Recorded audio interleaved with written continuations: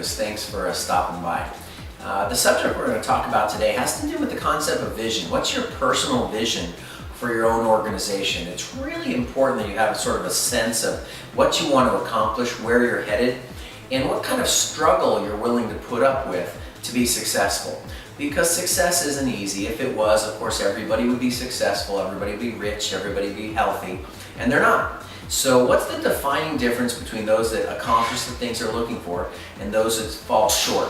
Well, two things. A lot of hard work and dedication, but most of that comes from personal vision. How far do you see it? And so Sun Tzu, many centuries ago, talked about the general that had the longest term vision would win the battle.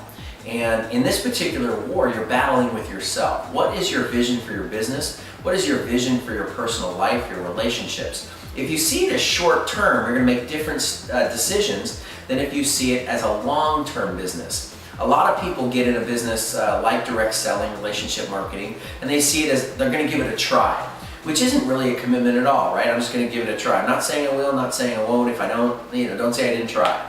But that doesn't mean you'll be successful. In fact, it's ensuring you'll probably fail because you don't have a long enough term vision on the results. A better vision would be, I'm going to give this a go for 1,000 days, for 3 years, or 12 months. At least the very minimum, you give your best effort, your highest and best for 12 months.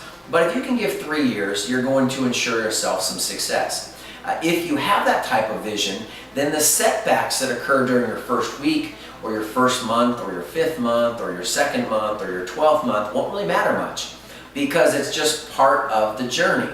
But if you have a short-term vision, you only see the business, you're giving it a try, you're going to test the waters, and if you happen to be convincing enough the first couple weeks, you'll keep going.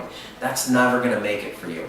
So think of it if you're a runner. If I were to say you're a runner, what type of race are you running exactly? Are you in a sprint race? I mean, you're doing a 100-yard dash. That's a possibility, right? Would you train differently for a sprint race than perhaps if you're going to do hurdles? Maybe you're going to do 100 yards, but you're doing hurdles. So you have to jump over something during that 100 yards. Maybe it's the 400-yard hurdle race. Would you train differently for that? The answer is yes. What if it's a relay race? So your segment of the relay is different than somebody else. And lastly, what about a marathon? Would you train differently if you were running a sprint, a 1-mile race, or a marathon? And the answer is, of course. So they all determine your commitment, and they'll ultimately all determine your outcome. So mentally, be thinking about the long-term vision of your business. Put it down on paper, commit to it, and success will not only be predictable, it will be inevitable.